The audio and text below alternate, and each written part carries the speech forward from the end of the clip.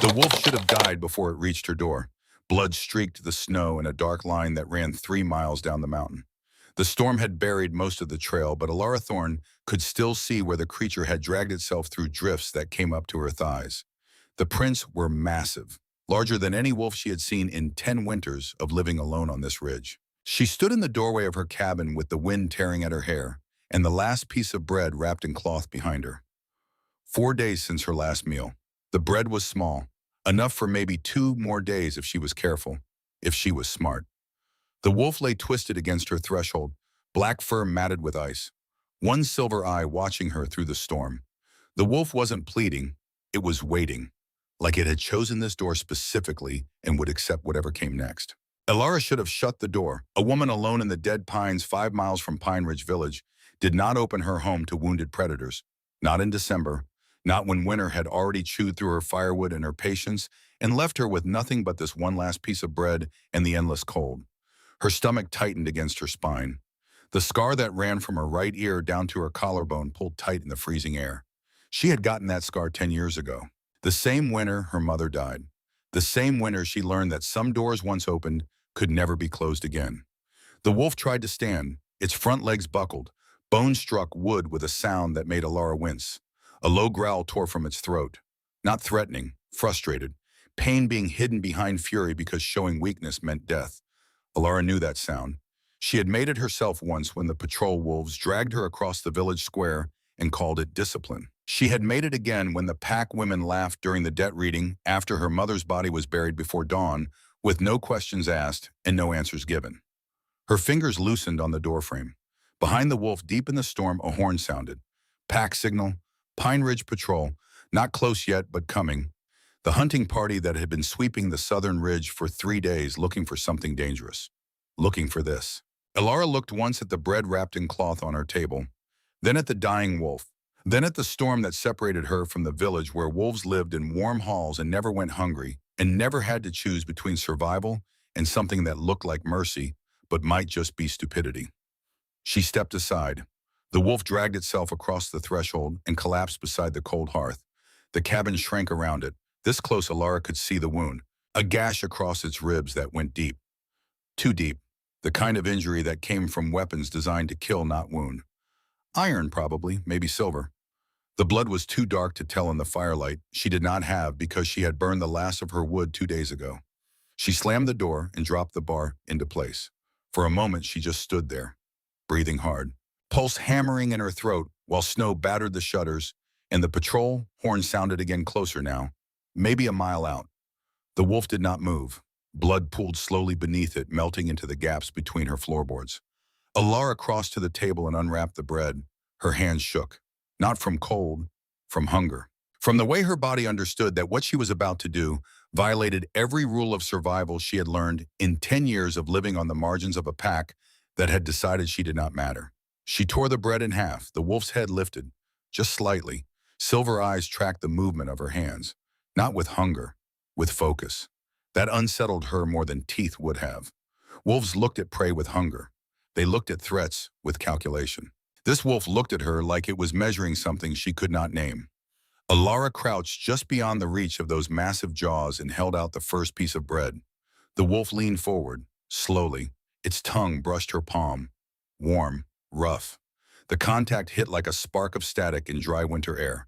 Wrong, too intense, too deliberate. Elara froze. Then the wolf's teeth closed carefully around the bread, so carefully that she barely felt the pressure against her skin. The restraint in that movement was worse than aggression would have been. Predators did not restrain themselves. Not when they were dying, not unless something else was driving them. She fed it the second piece before she could reconsider. By the time the last crumb disappeared, her hands had started to shake in earnest. The wolf licked the center of her palm once. Slow, deliberate. Heat ran up her arm fast enough that she jerked back and nearly fell. The wolf's head lifted. So did hers. Silence thickened between them. Outside, boots pounded somewhere below the ridge. Many boots. The patrol had split into search parties. They would be checking every structure within 5 miles. Every cabin, every shelter, every place a wounded wolf might crawl to die. Elara swore under her breath and moved. She snatched the quilt from her cot and threw it over the wolf. Black fur vanished beneath faded wool that still smelled like the lavender her mother used to grow before the pack decided debt-ridden Omega widows did not deserve garden space. Elara kicked the worst of the bloody snow away from the threshold, grabbed the wash basin, splashed the last of her clean water across the boards where blood had spread too far to hide. A fist slammed against the door. Elara closed her eyes, counted to 3, opened them. The wolf lay beneath the quilt so still it might have been dead. Might have been. But she could see the slight rise and fall of its breathing. Too controlled, almost clever. The fist hit the door again. Harder. Elara wiped her hands on her dress and lifted the bar. She opened the door just a crack. Snow and cold slashed into the room. Corvan Kane stood on her porch with 2 patrol wolves behind him. Ice glittered in his black beard. His eyes were the color of mud frozen over. They slid past her shoulder into the cabin, searching for something he had already decided was here. "You alone?" he asked. Elara leaned against the doorframe like her knees were not shaking. "When am I not?" His gaze dragged over the interior of her cabin, the empty table, the cold hearth, the quilt-covered shape by the fireplace that could have been anything if you did not look too close. His nostrils flared, testing the air. Wolves could smell lies, everyone knew that. But Elara had learned something in 10 years of surviving men like Corvan Kane. They could only smell lies if you believed you were lying. "There's blood," he said. "I split my hand on the woodpile. Show me." Elara lifted her palm. No cut, just the faint warmth where the wolf had licked her skin. She kept her face blank, bored even, like a woman who had been interrupted while trying to sleep through another hungry night and did not appreciate the company. Corvan's eyes narrowed. One of the patrol wolves behind him shifted uneasily. The other sniffed the air and frowned. They could smell something. Not blood, maybe, but something wrong, something that made their instincts pull against their training. "We're tracking something dangerous," Corvan said. His voice dropped lower. Not louder, worse. Big black wolf came through the south ridge, half dead, wounded, desperate. "That sounds inconvenient," Elara said. "Seen anything?" "If I had, you would still be standing in this storm, asking questions instead of tracking it." The patrol wolf on the left barked a short laugh. Corvan did not. His gaze stayed on Elara's face, then dropped to her throat, to the scar that ran from ear to collarbone, to the worn collar of her dress that had been mended so many times the original fabric was barely visible under the patches. "Winter's hard on lone females," he said quietly. The words came sarcastic, almost kind. "That was how you knew they were dangerous. Protection matters." There it was, the hand reaching before it closed into a fist, the offer that was not an offer. Food for obedience, warmth for submission, safety for whatever piece of herself Corvan Kane thought 10 winters of cold had left weak enough to sell. Behind her under the quilt, the wolf did not move, but Elara felt its attention sharpen, focused on her, on Corvan, on the space between them, where decisions were made that could not be unmade. "Yes," she said, her voice stayed level. "You should find some." Corvan's face went still. For one dangerous second, he just stared at her. Then something moved under the quilt. A small sound. Nothing more than fabric shifting against wood. But every wolf on the porch heard it. Corvan's head snapped toward the cabin interior. Elara laughed, low, bored. "If a rat scares you, I can fetch a broom." The patrol wolf who had laughed before laughed harder now. The sound broke the tension like a hammer through ice. Corvan's ears darkened red. He stepped back into the snow. His jaw worked around words he did not say. "Keep your door shut tonight," he said. "The wrong thing knocks, you may not survive opening it." Elara met his stare and did not blink. "Then it's lucky I don't open for the wrong thing." His mouth tightened into a line that might have been a smile on a different face. He turned and led the patrol back into the storm. Their shapes disappeared into white within seconds. But Elara waited. She stood in the open door with the cold eating through her dress and her bare feet going numb against the floorboards until the sound of their boots faded completely into the howl of wind through the pines. Only then did she shut the door. Drop the bar. Wait. When she finally turned, the quilt had slipped. 2 silver eyes glinted in the darkness by the hearth. Awake, watching, thinking. Elara crossed her arms over her empty stomach. "You owe me." The wolf studied her for a long moment. Then it lowered its massive head slowly and rested it beside the stones of her cold fireplace. Outside, the storm deepened. Inside, Elara stood in her silent cabin with nothing left to eat and a predator bleeding on her floor, and the quiet certainty that whatever she had just let through her door had not come here by accident. She wrapped her mother's old shawl tighter around her shoulders and tried not to think about the bread she would not have tomorrow, or the winter that stretched ahead with no end in sight, or the way the wolf had looked at her when Corvan made his offer, like it understood exactly what was happening, like it was waiting to see what she would choose. Elara had chosen, she always did, survival over comfort, hard truth over easy lies. The door shut in Corvan Kane's face, even though it meant 4 more days of hunger and the wolves of Pine Ridge remembering that she had said no. She lay down on her cot and pulled the thin blanket up to her chin. The wolf's breathing filled the cabin. Steady, too steady for something that should have been dying. But Elara was too tired to care, too cold, too hungry. She closed her eyes and tried to sleep.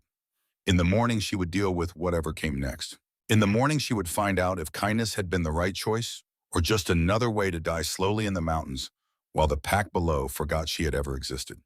The storm battered her cabin through the night, and in the darkness, the wolf watched over her with silver eyes that held too much intelligence for any ordinary creature, waiting for dawn, waiting for the moment when everything would change. Elara woke to silence, not the absence of sound, the wrong kind of silence. The kind that came when something dangerous had stopped making noise because it no longer needed to announce itself. Her eyes opened. The cabin looked unchanged at first glance. The stove cold, the table bare, the shutters still rattled by wind. But the quilt by the hearth lay in a dark heap. Empty. She sat up too fast. Cold bit through the thin blanket wrapped around her shoulders. Her breath misted in the air. The temperature had dropped even further during the night. Ice had formed on the inside of the window glass in patterns that looked almost deliberate, almost beautiful, almost wrong. Then she saw the ring. It lay on the floorboards beside the hearth, half hidden in shadow. Black iron, heavy, old. A wolf's head carved into the face with a crown worked into the metal around it in a style she had seen once before in the history books. The pack kept locked in the hall where Omega females were not permitted to look at them without permission. The Northern Crown, the Wolf King's mark. Every pack child in 4 states knew that symbol, the ruler of the Northern Territories. 12 packs across Montana, Wyoming, Idaho, and the Dakotas. 4,000 wolves who answered to one authority, one law, one male who had held power for longer than most wolves lived and showed no sign of weakening. Elara's stomach dropped. Her hand moved before her brain caught up. She swung her legs off the cot and crossed the freezing floor barefoot. The boards bit into her soles like teeth. She crouched and picked the ring up. The metal was cold enough to burn. The weight of it settled in her palm like an accusation. "You shouldn't touch that." The voice came from behind her. Male, low, too close. Elara snatched the knife from the table and spun so fast the chair legs scraped across the floor with a sound like claws on stone. The blade came up, steady. Her body knew how to do this, even if her mind was still catching up to what her eyes were seeing. A man stood by her stove. Tall, taller than any wolf she had ever seen in human form. Bare-chested despite the cold. Dark hair loose around his shoulders, long enough to brush the bandages wrapped around his ribs. The same bandages she had torn from her own sheets in the middle of the night, half asleep, and too exhausted to question why she was caring for a wounded animal that should have been dead already. Except it had not been an animal, not entirely. One hand braced against the edge of the stove. The other hung loose at his side like he had no need of weapons in a room this small, with a female this weak, holding a knife that would not do much damage even if she knew how to use it properly. Silver eyes met hers, the same silver eyes from the storm, from the bread. From the moment Corvan Kane had stood in her doorway and the wolf had gone so still under the quilt that she had almost believed it was just an animal after all. For one hard second, the room tilted. "You're not a wolf," Elara said. Her voice came out steady. Good. The knife stayed level in her hand. Also good. Her pulse hammered hard enough that she could feel it in her throat, but that was fine. Fear was useful. Fear kept you alive when stupidity tried to kill you. "I was the man," said. His voice matched his frame. Deep. Controlled. The kind of voice that did not need to rise to fill a space because it assumed the space would make room for it. But there was something else under the words. Worn down by weight rather than weakness in a way that had nothing to do with the wound across his ribs and everything to do with the ring she still held in her free hand. Elara looked at him, then at the ring, then back at his face. The angles of it were too sharp, too defined, like someone had carved away everything unnecessary and left only what mattered. A face built for making decisions that other wolves would have to live with, or die from. Her throat went dry. "You're the king." Yes, the word landed without arrogance. That was worse. Worse than if he had smiled or straightened or done anything that looked like pride. Instead, he just stood there by her stove in her freezing cabin, wearing nothing but bandages and exhaustion, and waited for her to understand what that meant. Now I understand why they were hunting you. His eyes stayed on her face. Yes. The silence stretched. Elara should have dropped to her knees. Any sane wolf would have. Any pack-born female raised on stories about the Northern King and his absolute authority, and the way he had held 12 packs together for 200 years through wars and famines and challenges that should have torn the territories apart, would have known exactly what to do. Elara tightened her grip on the knife. "You're handling this badly," he said. There was no judgment in it, just observation. Like he was commenting on the weather or the quality of her floorboards. "I fed a dying wolf my last meal." Her voice came sharp. "I think I'm allowed a bad morning." The faintest acknowledgement crossed his face.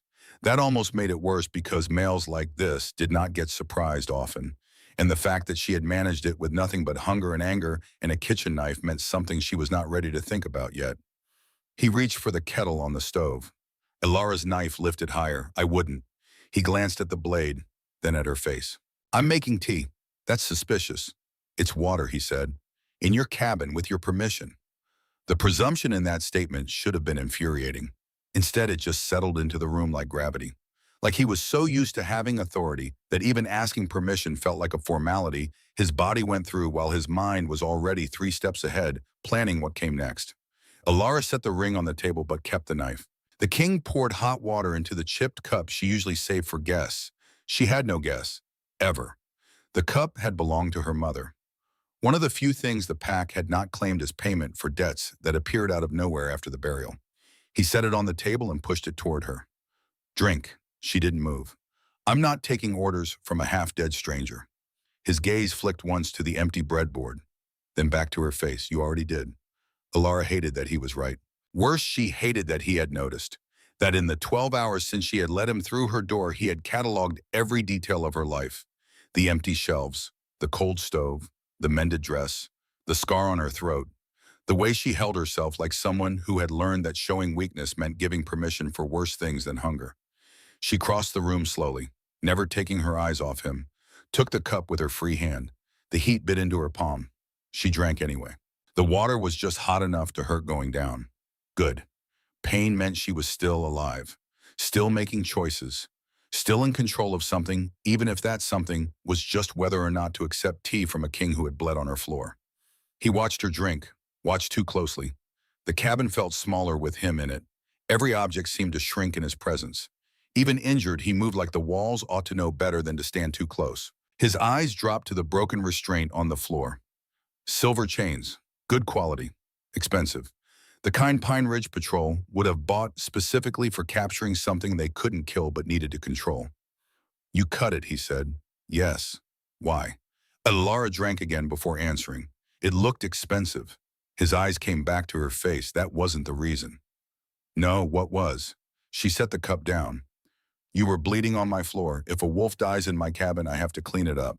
He waited. That infuriating patience again. Like he had all the time in the world to stand in her kitchen and pull truth out of her one sentence at a time until she either gave him what he wanted or collapsed from exhaustion trying to keep her walls up. And she continued, her voice going flat. "If Corvan Kane found a dead wolf king in an Omega's cabin, he would have blamed me for it. Debt-ridden females don't get trials. We get assumptions. There. The truth. Ugly and practical and nothing like the hero's choice the old stories talked about when they described females saving males from certain death. She had not saved him because she was kind. She had saved him because letting him die would have been worse. His expression changed, barely. Recognition rather than amusement. Interesting. She didn't like that word, didn't like the way he said it. Like she was a puzzle he intended to solve whether she wanted to be solved or not. A horn sounded far below the ridge. Both of them went still. The searching had started again. Corvan's patrol spreading out in daylight to find what they had missed in the storm. They would be thorough. They always were when something threatened the pack's sense of safety, or the council's sense of control. "They're searching again," Elara said. "Yes, you knew they would." "Yes, then why stay?" His answer came too quickly. "You opened the door." The words hit somewhere low and stupid. Somewhere she had thought she had frozen over years ago, When her mother's body went into the ground, and the pack decided Elara Thorne was worth less than the wood it would take to keep her warm through winter. That sounds like a poor strategic reason, she said. No, his voice dropped lower. It sounds like a true one. The horn sounded again. Closer, maybe half a mile out. They were moving fast, covering ground. 3 patrol wolves at least, maybe more, spreading wide across the southern ridge, where the blood trail would have led them if the storm hadn't buried it under 2 feet of fresh snow. Elara crossed to the window and lifted the shutter a finger's width. White morning light spilled across the room. 3 wolves moved through the tree line below, dark shapes against the snow, spreading wide. Hunting formation. Corvan was not with them. That was not better. That just meant he was somewhere else, doing something worse. She shut the shutter again. The king pushed away from the stove. The movement was slight, controlled, but it still changed the room, changed the air in it. Like his body understood that standing still was no longer the best option, and every muscle was already calculating the next move. Then I leave now, he said. Elara's head snapped toward him. Out that door. Yes, you'll bleed half the mountain red. I've done worse. She believed him. That irritated her more than the presumption. More than the way he stood in her cabin, like he had a right to it.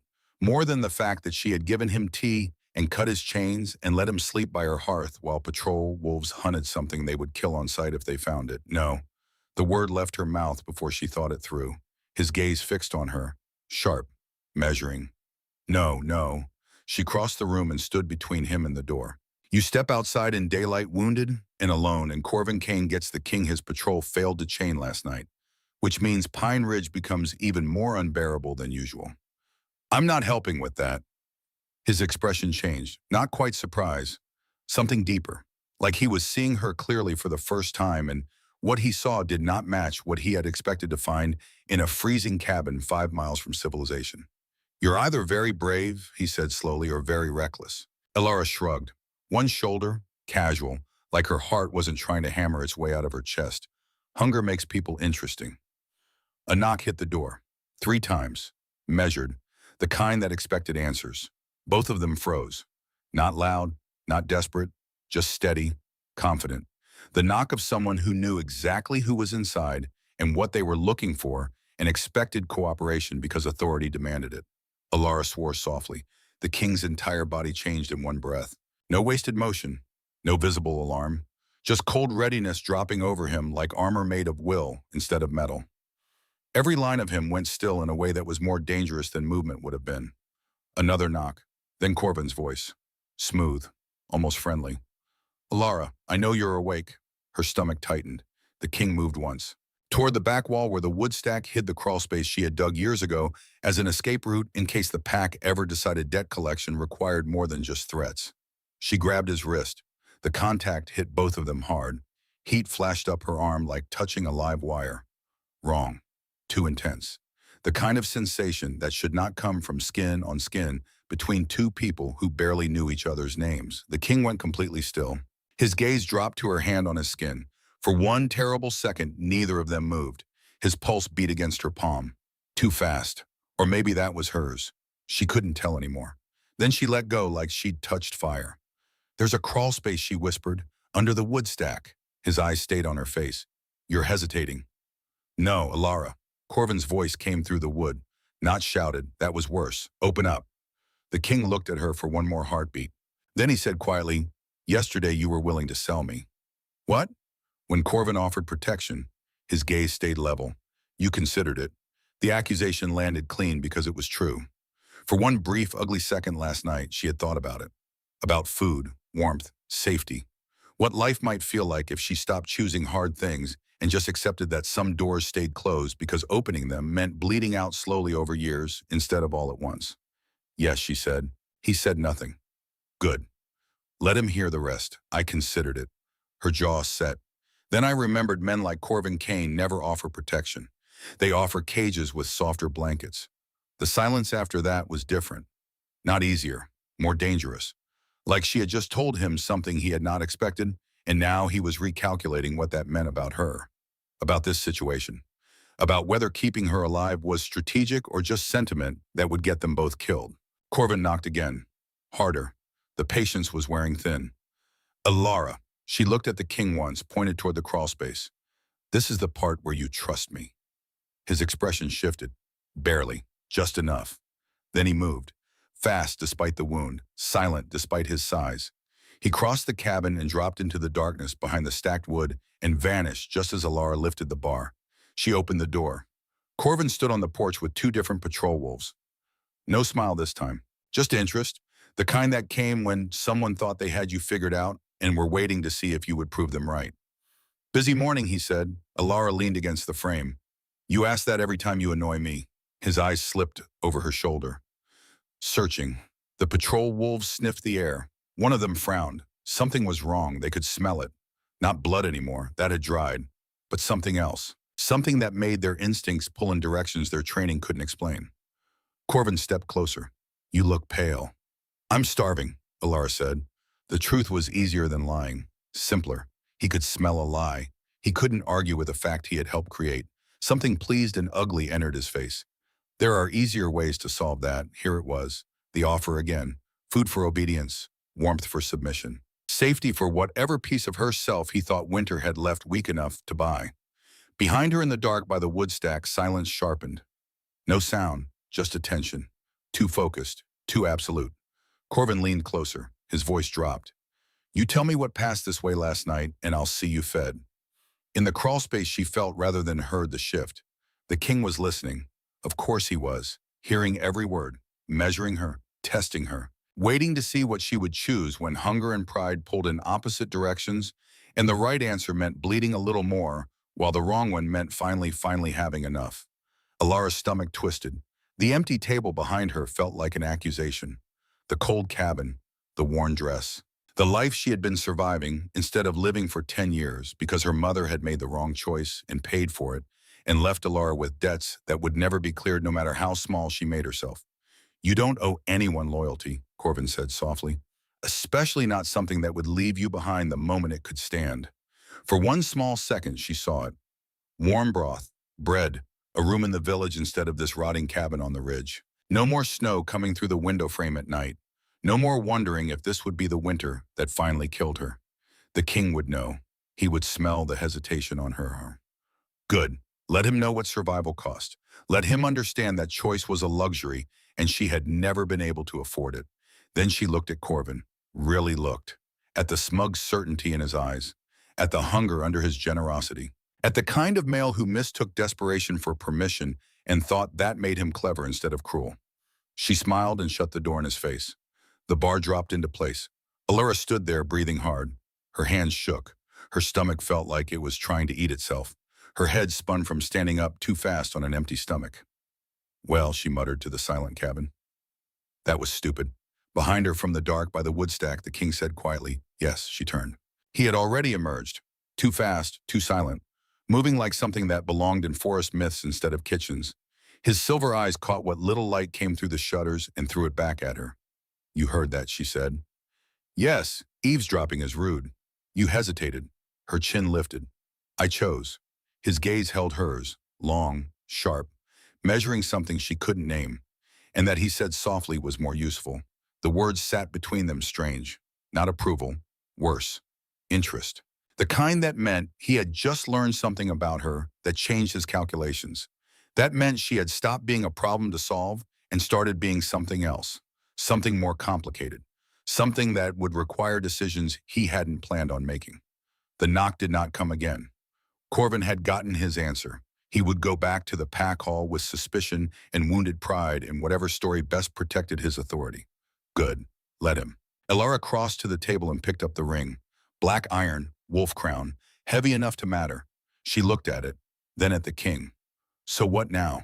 His eyes dropped to the ring in her hand, then back to her face. Now he said, you come with me. Elara barked a laugh. The sound was sharp enough to cut. No, the king's expression did not change. You have enemies in that hall, so do you. That isn't the same problem.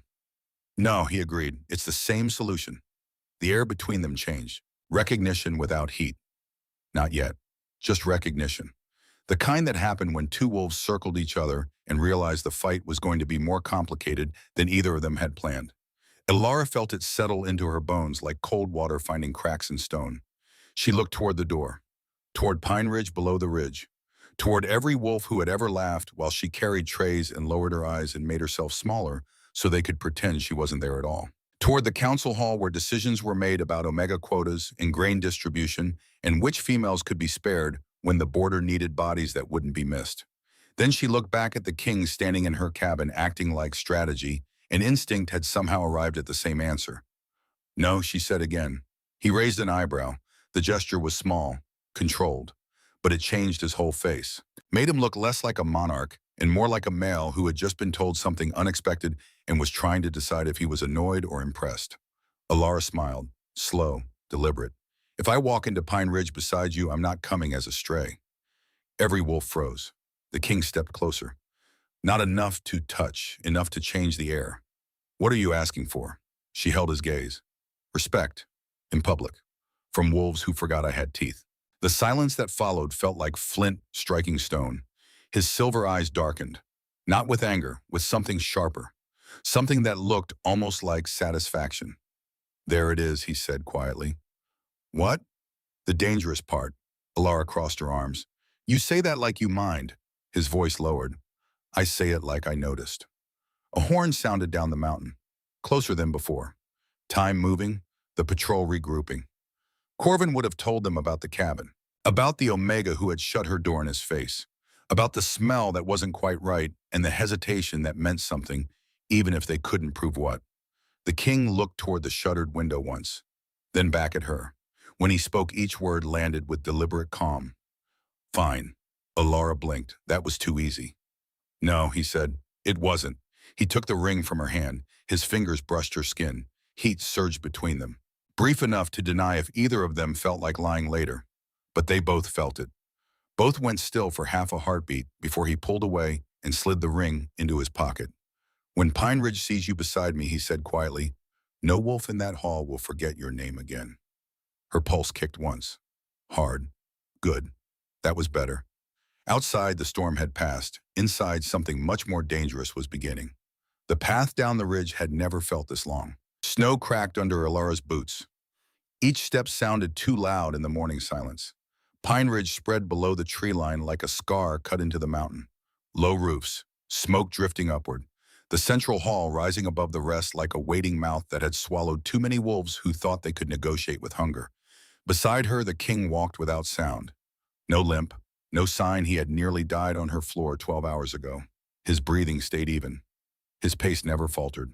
He moved like the wound across his ribs was an inconvenience his body had already catalogued and dismissed as irrelevant to the current task. Elara noticed. She hated that she noticed. The pull went deeper than physical sensation. Like a thread had been tied between her ribs and his, and every time he moved, it tugged at something inside her chest that had no name and no business existing. She ignored it and focused on the village. Patrol wolves moved between the buildings, too many. More than yesterday, Corvan had called in reinforcements. The search had escalated from routine sweep to active hunt. That meant the council was involved now. That meant whatever the king represented was dangerous enough that Pine Ridge's leadership had decided half measures wouldn't be enough. The dynamic changed, he said quietly. Yes, you expected that. Yes. She glanced at him. You expected me to walk into it anyway. His eyes stayed on the village. I expected you to choose the version of danger you preferred. Arrogant, accurate, both at once. Below them, the Pine Ridge hall doors opened. 3 patrol wolves stepped outside. One of them was Corvan. He saw them immediately. Even from 200 yards out, Elara watched his face tighten. His hand dropped to the knife at his belt. Not threatening, just readiness. The kind that came from training and instinct moving faster than thought. Good. Let him remember the door closing. The king continued down the slope. Not fast, that was the worst part. A wounded wolf might hurry. A guilty male might try to hide. The king walked like the mountain belonged to him, and every step was a deliberate choice to let the village see him longer. To wonder longer. To fear longer. Strategy unfolding with each boot print in the snow. Elara felt it happening and realized something unpleasant. She liked it. They reached the lower path where the forest gave way to packed earth and deliberate roads. Conversation in the village slowed, then stopped. Wolves turned, first with curiosity, then recognition, then confusion that curdled into something sharper when they saw the Omega walking beside the stranger. A whisper rippled through the morning air. That's the rogue. Another voice. He's still alive. A third quieter. Who's the female? Elara heard them all. Good. Let them look. Let them see the Omega who carried their trays walking beside something they couldn't name yet, but their instincts already feared. Corvan stepped forward into their path. His eyes moved from the king to Elara, then back again. His mouth twisted into something that might have been a smile on a kinder face. So you found a stray, he said. Elara didn't answer, neither did the king. They kept walking. That was worse. Silence had weight. It made Corvan's words hang in the air with nothing to push against, made them sound smaller, emptier. Corvan moved directly into their path. You should have listened yesterday. The wolves around them formed a loose ring, not threatening, not yet, just watching, waiting, the way packs did when they smelled violence coming and wanted to see which direction the blood would run. Corvan's gaze sharpened when he looked at the king. You survived the mountain, his voice carried across the square. Impressive. The king studied him, calm, measuring, barely interested. Yes. The admission surprised the crowd. Wolves didn't admit weakness, not in public, not where it could be used against them. But the king said it like weakness and survival were just facts that existed next to each other, without contradiction. You're lucky, Corvan said. Pine Ridge is generous with mercy. The word mercy made Elara's stomach turn. She had heard that word before, after her mother's burial, after the debt reading, after every moment when the pack decided that taking everything and leaving scraps qualified as kindness because they could have taken more. Corvan turned to her.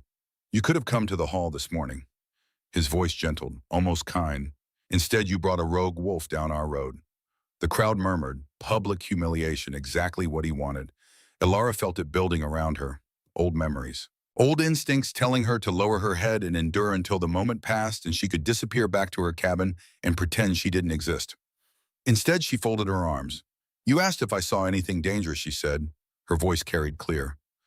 Conversational. Corvan's smile widened. And I did. The square went quiet. Every eye on her now, waiting.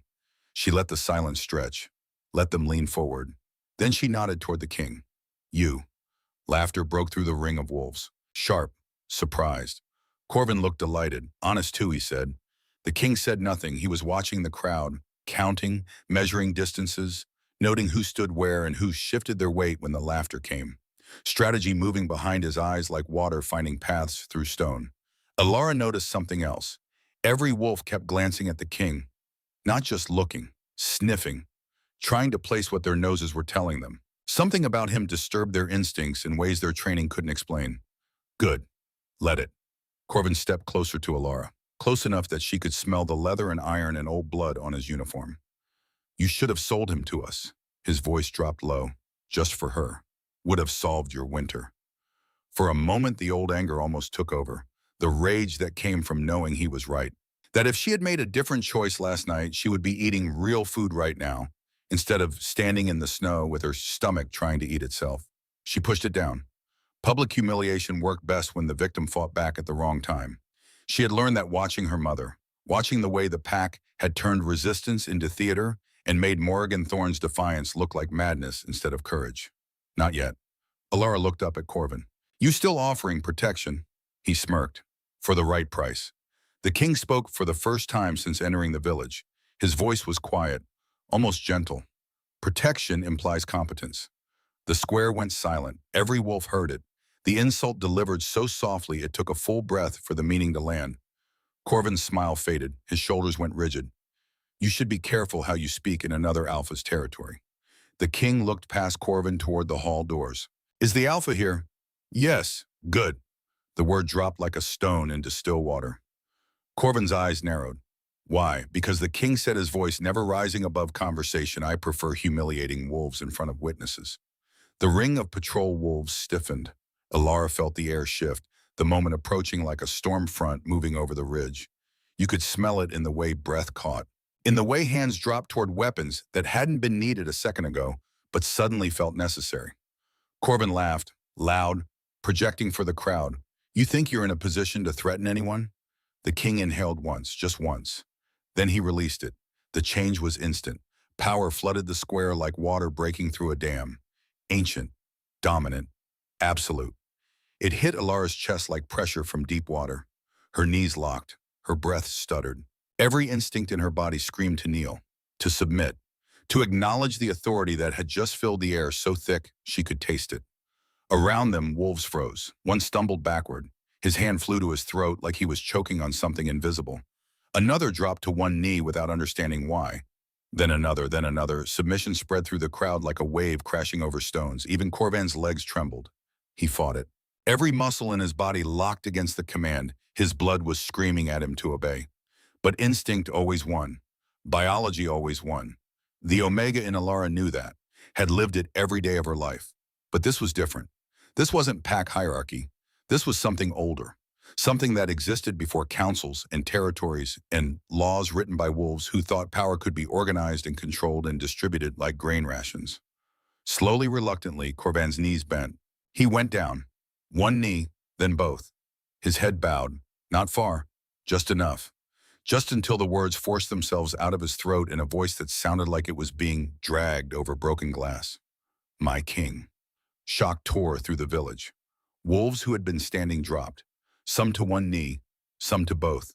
Some fell face first into the snow and stayed there because their bodies had stopped asking permission from their minds. The square filled with the sound of knees hitting packed earth, of breath catching, of 147 wolves understanding in the space between one heartbeat and the next that everything they thought they knew about this morning had just changed. Elara remained standing. She wasn't stronger. The pressure washing over the square simply hit her differently. It pushed at her, tested her, but it didn't command. It asked. There was a difference, a distinction so subtle she almost missed it. But once she felt it, she couldn't unfeel it. The king had released his authority over the entire village, except her. Well, she said quietly, that explains the attitude. The king ignored the nervous laughter that tried to break through the shock. His eyes moved across the kneeling wolves, cataloging, measuring. Then they lifted toward the hall doors. They had opened. Thorne Stone stepped out, tall, gray-haired, old enough to have held his position for 40 winters and learned exactly what it meant when a king's authority filled the air, hard enough to drop 100 wolves without a single word spoken in threat. He saw the kneeling patrol, saw Corvan on his knees, saw the silver-eyed male standing in the center of the square with the kind of stillness that only came from absolute certainty. Then his gaze moved to Elara, standing beside the king, unbowed. Recognition dawned slowly, then horror. He bowed, deep, lower than protocol required. My king. Elara felt every wolf in the square groan. Not as a stray, not as a servant, something else now, something dangerous, something that changed the rules they thought they understood about who mattered and who didn't. The king turned his head slightly toward her, his voice lowered, quiet enough only she heard. You asked for respect. Yes, his eyes flicked across the kneeling crowd, then back to her. You have it. Heat surged through her chest. Recognition flared between them. That feeling again. Stronger now, insistent. It was proof, she said. He agreed quietly. That when I tell Pine Ridge you matter, they'll believe me. The words settled into her bones. Heavy, permanent, the kind that couldn't be unsaid or taken back or dismissed as temporary kindness that would disappear when the situation changed. The king stepped toward Stone. The old wolf straightened but didn't rise. Wouldn't rise until given permission. That was how power worked, how it had always worked. The strong decided when the weak could stop kneeling. Elara had been weak her entire life. She knew exactly what that felt like. Now she was standing in the center of Pine Ridge Village, while every wolf who had ever made her kneel watched her remain upright beside a king who could have forced her down with a breath and chose not to. The dangerous part, the king had called it. He was right. Because every wolf in Pine Ridge had just learned one thing. The Omega from the mountain cabin stood beside the Wolf King, and that changed everything. The hall went silent when Elara entered. Not the loose quiet of conversation ending, the tight kind, the kind that watched. Pine Ridge's hall had always been large when she carried trays through it. High beams, smoke-black rafters, long carved tables where pack wolves drank and laughed while Omegas moved unseen along the walls. Today it felt smaller, because every eye followed her. The king entered beside her. Not ahead, not behind. Beside. The shift was small. Every wolf in the room understood it. Stone stood at the far end beside the high table. His face had the expression of a male who had woken up inside someone else's story and was trying to figure out how to survive it. My king, he said carefully. The king did not bow. Kings rarely did. Alpha Stone. Stone's gaze flicked once toward Elara. Fast, but not fast enough. She saw the calculation there. What is she doing beside him? What does she mean? How dangerous is she? Good, let them wonder. The king walked toward the high table. The wolves seated along the hall rose quickly. Too quickly. Fear sharpened the movement. He stopped beside the carved chair at the center. Stone gestured toward it. Your seat. He sat with practiced ease. Stone remained standing. Every wolf waited. Then the king spoke. Sit. The order fell across the hall. Stone sat. So did the rest of the pack, except Elara. She remained standing beside the high table, a servant by instinct, a stray by reputation.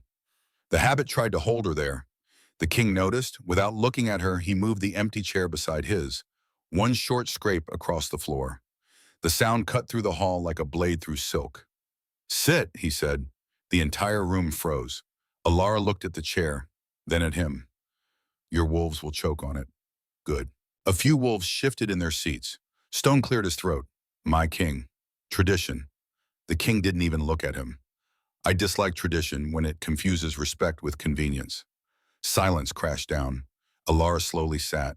The chair felt wrong under her. Too close to the king. Too visible. Too powerful. Every wolf in the hall felt it. The shift. The wrongness. The omega sitting where only ranked wolves belonged. Stone folded his hands carefully on the table. You honor Pine Ridge with your presence. The king's voice remained calm. Do I? Stone hesitated. Just long enough. Elara saw it. So did the king. Stone chose his next words like he was walking through a field of broken glass. You were injured on our border. I was hunted on your border. The correction landed like a blade. Stone's jaw tightened. A misunderstanding, an expensive one.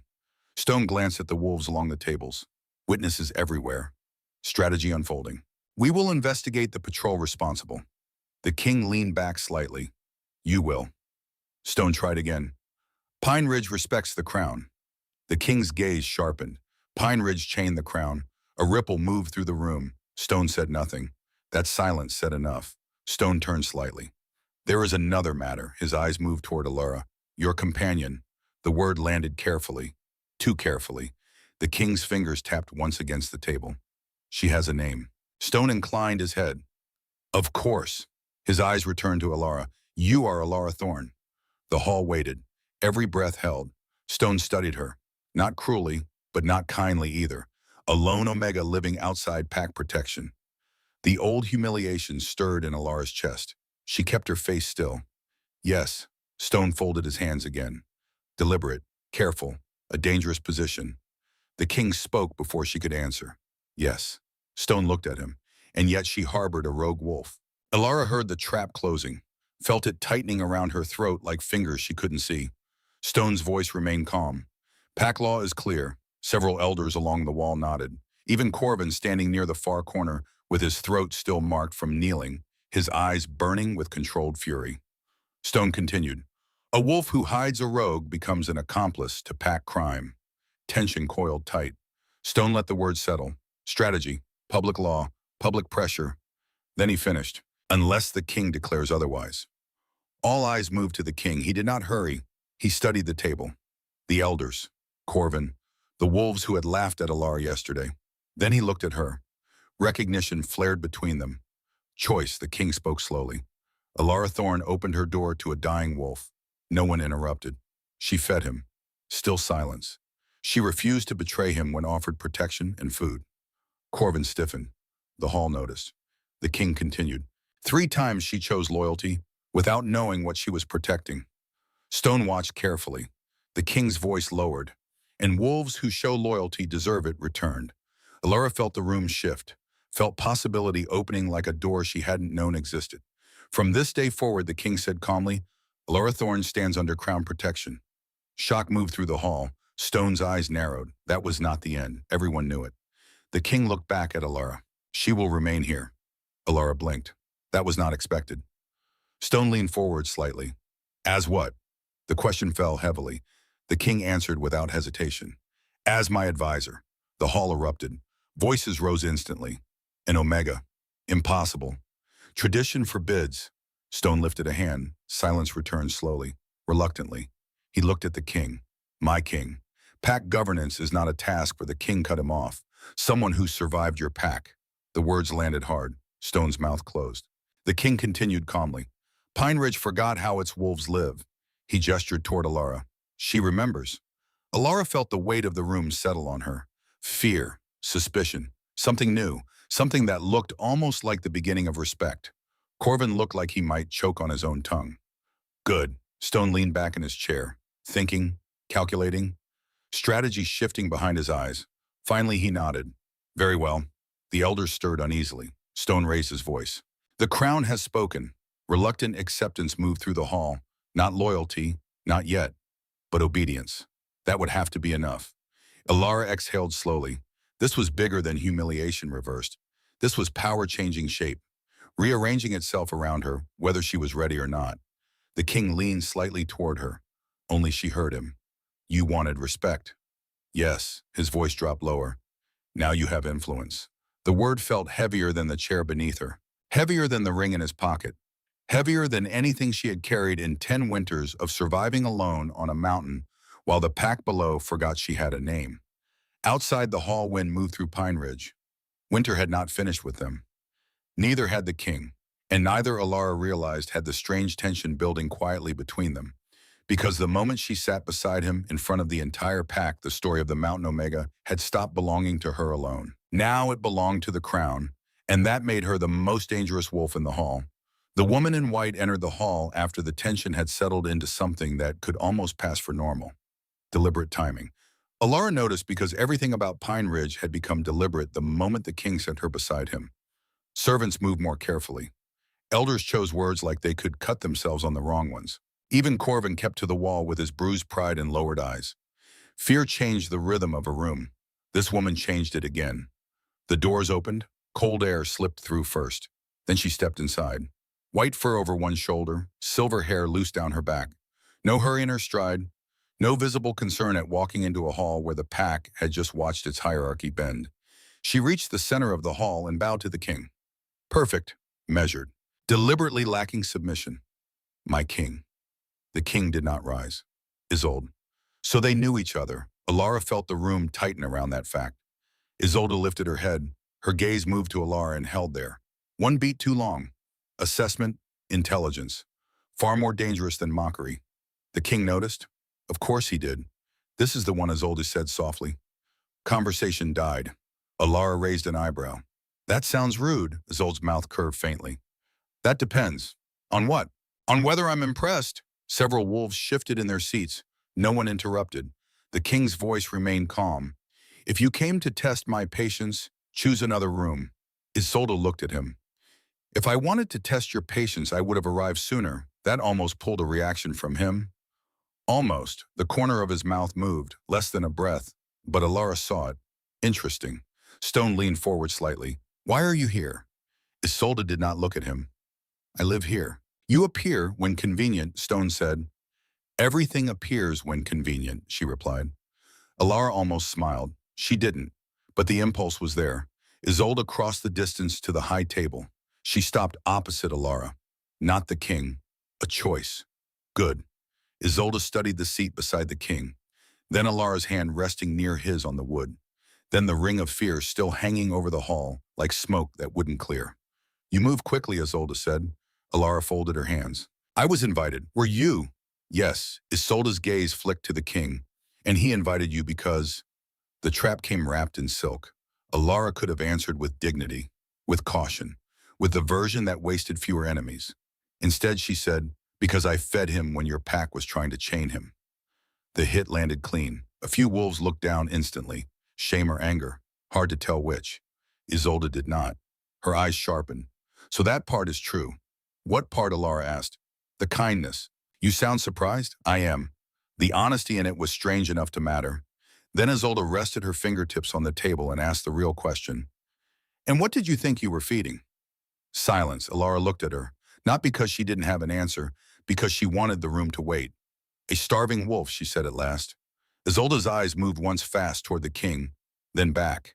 And now, Alara's voice stayed calm, something hungrier. A different kind of quiet fell over the hall. That line belonged to no rank except the one confidence built for itself. The kind of confidence that came from having nothing left to lose and everything left to prove. The king did not move, but recognition surged between them. Warm, dangerous, approval that felt like fire under skin. Isolde noticed. Of course she did. She smiled then. Real, small, sharp. So you are interesting. Stone exhaled through his nose. Have we finished circling each other? Isolde ignored him. That seemed to be a habit. Instead, she looked at the king and said, You've made a mistake. The hall froze. Corvan's eyes flecked up. The elders went still. Even the servants stopped moving. Every wolf in the room knew what had just happened. Someone had challenged the king, not with violence, with words, in public, where reputation mattered more than blood. The king's expression did not change. Explain. Isolde glanced at Elara. You seated her beside you too early. There it was. Not insult. Strategy. Elara leaned back slightly in the king's chair as if she belonged there by birth and boredom. You think he should have hidden me first? Yes. Why? Isolde's gaze swept the room. Because wolves fear what rises too quickly. Several elders shifted. Caught. Good. Isolde continued, still speaking to Elara. Half this hall would have accepted your protection eventually. Her eyes moved to the elders. Then Corvan, then Stone. Now they'll resent your influence before they understand it. Elara listened. That was the irritating thing. Isolde was right. The king spoke before the silence settled too deep. I did not seat her here for their comfort. Isolde's gaze returned to him.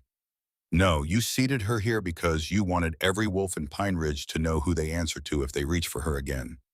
Heat kicked through Elara's chest. The pull tightened between them. Impossible to ignore now. The room noticed nothing. Isolde noticed everything. The king's voice lowered by a degree. Careful, with you, Isolde asked. No, her eyes slid once toward Elara. With what you think you understand. The conversation pivoted. This wasn't about pack politics anymore. This was about the thing neither she nor the king had named yet. The pull, the recognition, the way the air changed when they stood too close. Isolde looked at Elara again. Then she did something worse than insult. She offered advice. Then let me give you a better first move. Stone laughed once. Bitter, no. Isolde still ignored him. Impressive level of contempt. She said to Elara, Tonight the lower pack women gather in the West Court. Debt widows, servants, omegas. Wolves your alpha hall pretends not to see unless labor goes missing. Elara went still. Why are you telling me this? Because if you sit beside the king and do nothing else, you become decoration. Isolde's eyes sharpened. If you walk into that court and make them choose whether to fear you or trust you, you become something useful. The king watched Elara's face closely. Choice, power, a road opening that she had not seen before. Elara looked at the hall around her, the high table, the elders, the wolves who understood public scenes and thought power always lived under chandeliers and carved rafters. Then she looked back at Isolde. You're helping me. No, Isolde said. I'm correcting the room. That answer was honest enough to be dangerous. Stone pushed back his chair. This is absurd. The king's voice cut clean across his. No. The room stopped. The king turned to Elara. Go. Simple word. Heavy one. Elara held his gaze. That wasn't an order. No. His eyes darkened slightly. It was trust. That landed harder than it should have, harder than an order would have. Because orders could be resented, trust required something else. Something that looked like partnership and felt like falling. Isolde noticed. Of course she did. Elara rose from the seat beside the king. The entire hall tracked the movement. Good. Let them. She looked at Corvan first, then Stone, then the elders who had already started calculating how much power had just slipped out of the room and into the lower court. Then she looked at Isolde. If this is a trick, Elara said quietly, I'll be offended by how much I respect it. Isolde's smile returned, sharp at the edges. If it were a trick, you'd already be bleeding. The line landed. The king did not like it. That was obvious in the way his shoulders went still. Elara did like that. Also obvious. She turned and started down from the high table. No servant had ever used that path. No Omega had ever been permitted to. The hall watched her take it anyway. By the time she reached the doors, wolves had begun to understand the shape of what was happening. The king had not simply protected a stray. He had put her in motion. That was worse. Much worse. Because protected wolves could be endured. Influential ones had to be feared. Elara stepped into the corridor. Boots sounded behind her at once. Not the king. Isolde. She kept walking. You move fast for a woman in white fur. Isolde matched her pace easily. You insult quickly for a female who just entered politics. Elara glanced sideways. That wasn't an insult. It will improve with practice. They descended the west stairs in silence for several steps. Then Elara asked, "Why do you care what happens to me?" Isolde's answer came without delay. "I care what happens to this pack." "That isn't the same thing." "No," Isolde said. "Not yet." The words settled between them. Cold, useful, honest in a way that made Elara trust them more than kindness would have. Elara pushed open the west court doors. The smell hit first. Soap, bread, wet wool, wet. The scent of work done by wolves who never stopped moving because stopping meant thinking and thinking meant remembering. They had been promised better lives than this. The lower pack women had gathered around braziers and wash basins, shawls wrapped tight against the cold. Voices low. When the doors opened, every head turned. Then every voice died. Elara stood on the threshold, Isolde beside her in white. Power and politics had arrived where labor usually lived. The women stared. Not at Isolde, at Elara. Good. Let them see her before they heard her. Elara took one step into the court, then another. No stage this time. No carved chair. No king. Better. Let this one be hers. She stopped beside the nearest brazier and looked around the court slowly. 43 women. She counted them. Debt widows, servants, Omegas living in pack housing that barely kept the cold out. Wolves who worked until their hands bled and then worked more because that was what survival looked like when you had nothing else to sell. The women looked back with every expression the men in the hall had failed to conceal. Fear, suspicion, hunger, curiosity, resentment, hope. Elara knew all of them. She had worn most of them. One of the older widows spoke first. No bow, no title. Why are you here? Good. Elara met her eyes. Because I got tired of being discussed in rooms where none of us were welcome. Silence. A younger Omega near the back looked at Isolde, then back at Elara. What do you want? Elara exhaled once. This was it. Not a battle. Worse. Belief. I want to know what Pine Ridge has been hiding from the walls it uses hardest. Silence crashed down. Total. Absolute.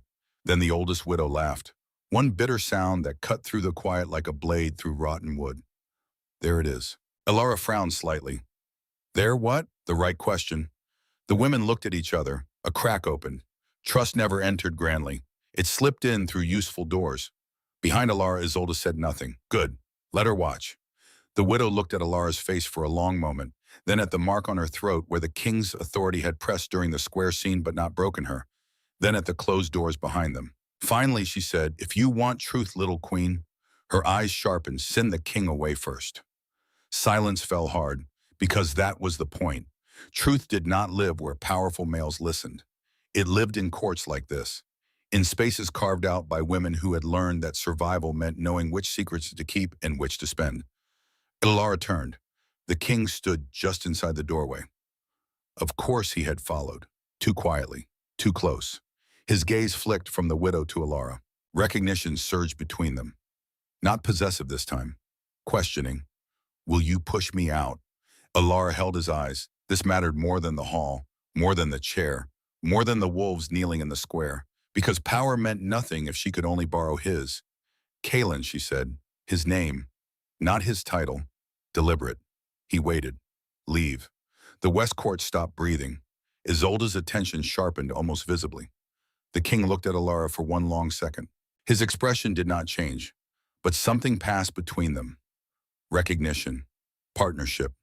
The understanding that what she was doing was necessary even if it looked like rejection. Then he nodded once and stepped back out. The door shut. The women stared. Isolde laughed softly under her breath. There. That was the first real victory. Not the hall, not the square. This. A king obeying her in silence. The widow looked at Elara differently now. Less curiosity, more calculation. Good, she said. Then she stepped closer to the brazier and lowered her voice. Now I'll tell you why your mother really died.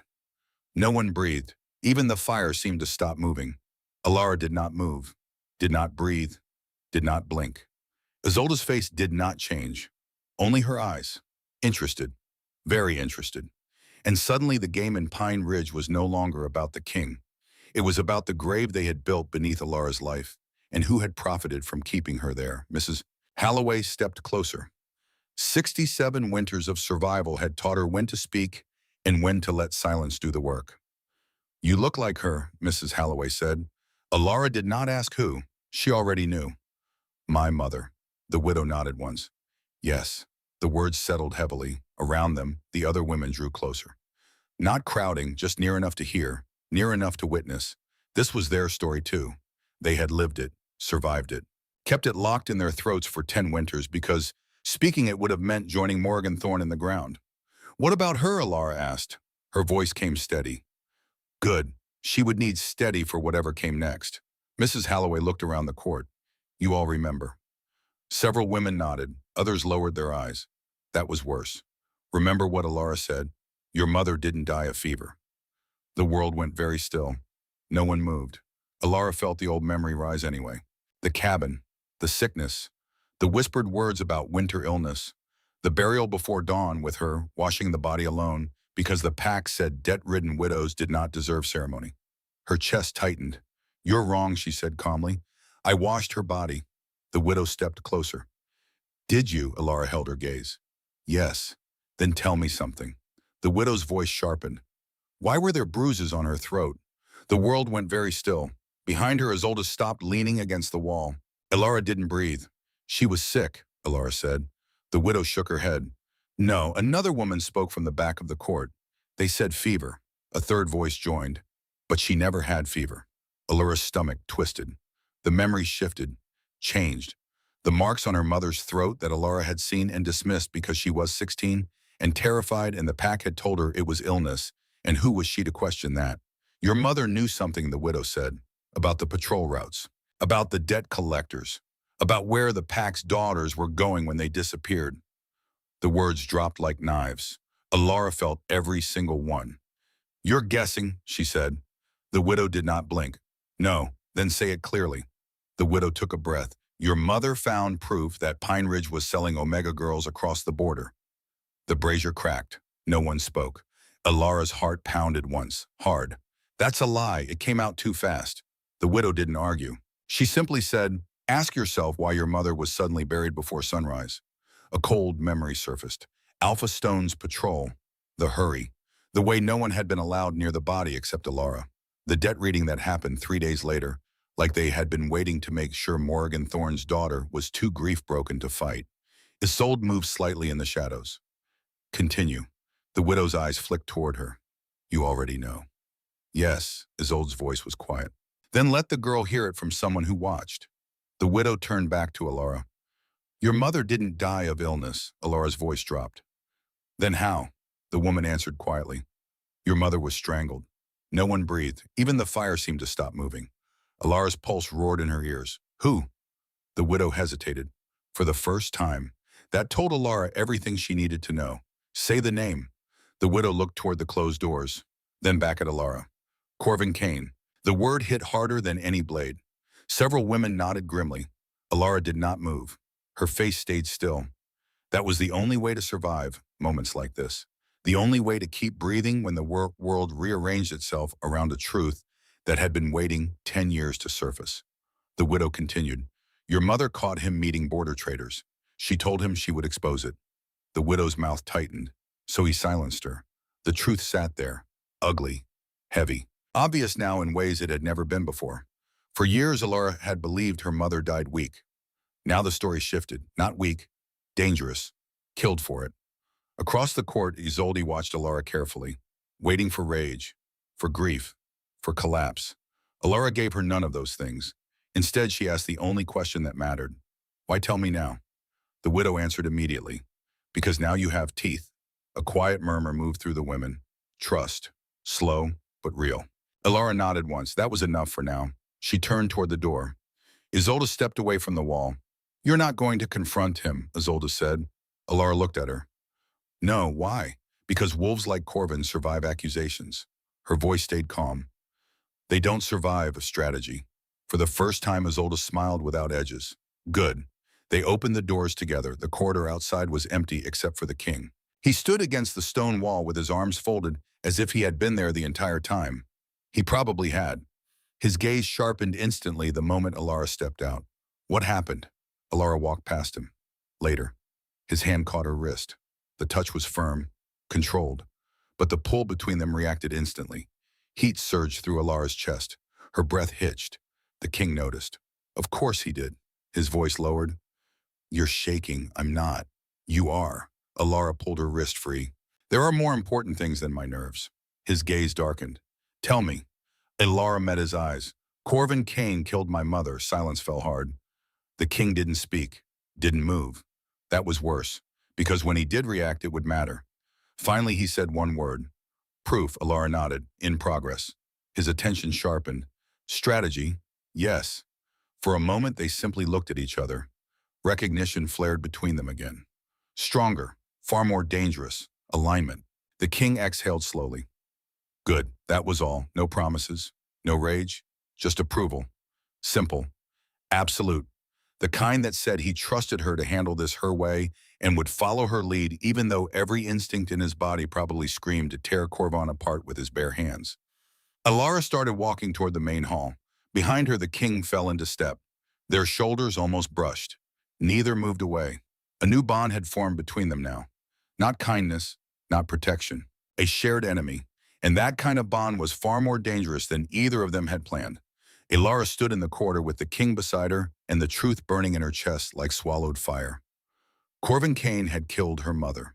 10 years, 10 winters of believing Morrigan Thorne had died weak, died sick, died because Omega widows always died when winter got hard enough and the pack decided they weren't worth the grain. All of it a lie. The king was watching her, waiting, not pushing, just present. Like he understood that some truths needed space to settle before they could be weaponized. What do you need, he asked quietly. Elara looked toward the main hall, toward the doors where Corvan stood on the other side with his patrol and his lies, and his certainty that 10 years was long enough for secrets to become safe. She could walk in there right now, scream the truth, watch the hall fracture, watch wolves choose sides, watch Corvan deny everything while his eyes calculated how fast he could disappear across the border before anyone thought to chain him.